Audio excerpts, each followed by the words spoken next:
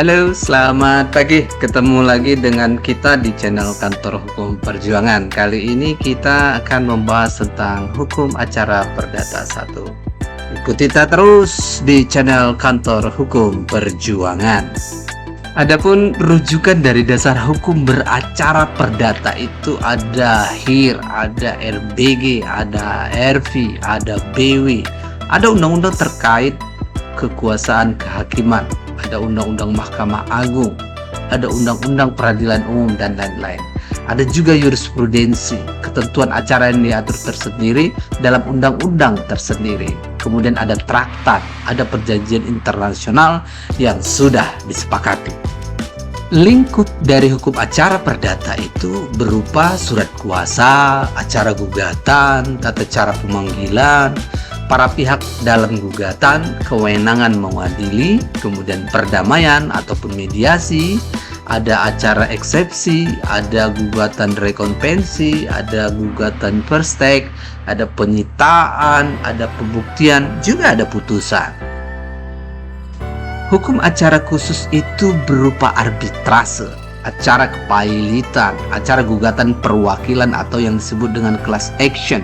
Kemudian ada proses acara mediasi, anti monopoli dan persaingan usaha. Kemudian ada perlindungan konsumen, ada pengadilan hubungan industrial, ada pengadilan pajak, ada peradilan perikanan, ada juga hak uji material.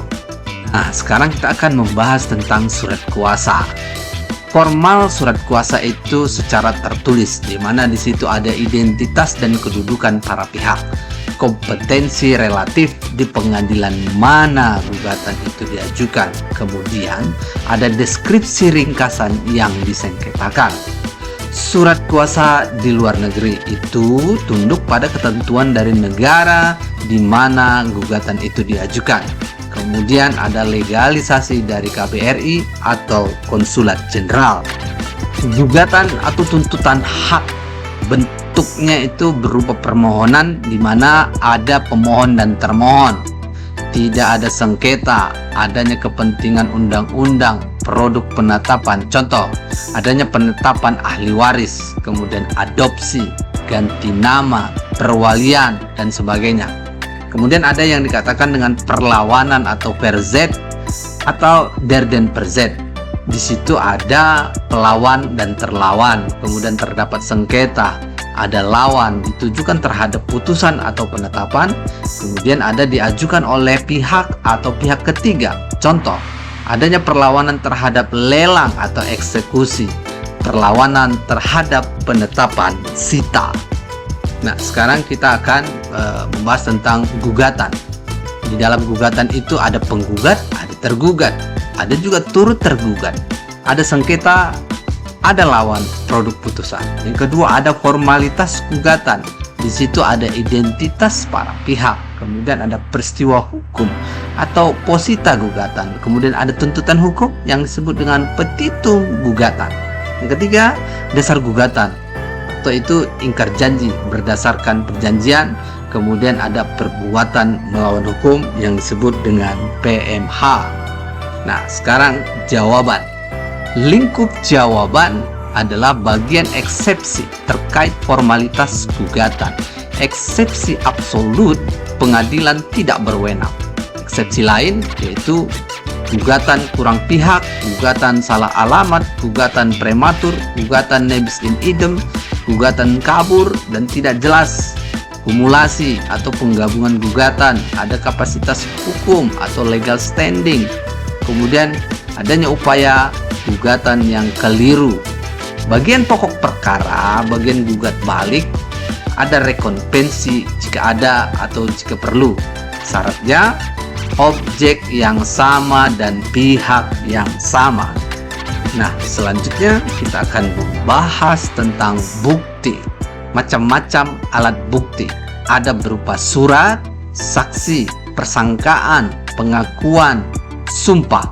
Alat bukti lain yaitu berupa pemeriksaan setempat dan keterangan ahli.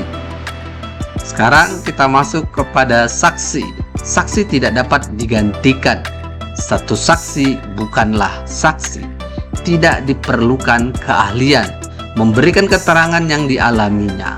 Jika diberikan secara tertulis, maka menjadi bukti tulis. Hakim terikat untuk mendengarkan keterangan. Bagaimana dengan saksi ahli? Saksi ahli itu dapat digantikan. Satu saksi ahli cukup. Memberikan pendapat keterangan ahli tertulis tidak termaksud bukti. Diperlukan ahli.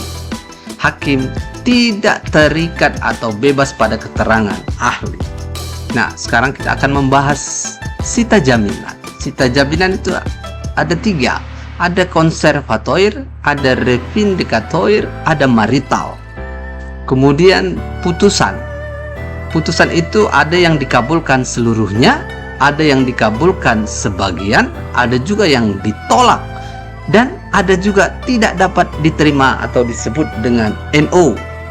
Demikian pertemuan kita, pembahasan kita tentang Perdata 1. Mudah-mudahan bermanfaat. Terus ikuti kita di sosial media, dapat dilihat di TikTok, Facebook, Instagram, dan YouTube dengan judul yang sama, yaitu Kantor Hukum Perjuangan, yang beralamat di Jalan Pahlawan nomor 61 Medan. Demikian dulu dari kami. Wabillahi taufiq wal hidayah. Assalamualaikum warahmatullahi wabarakatuh. Sampai jumpa.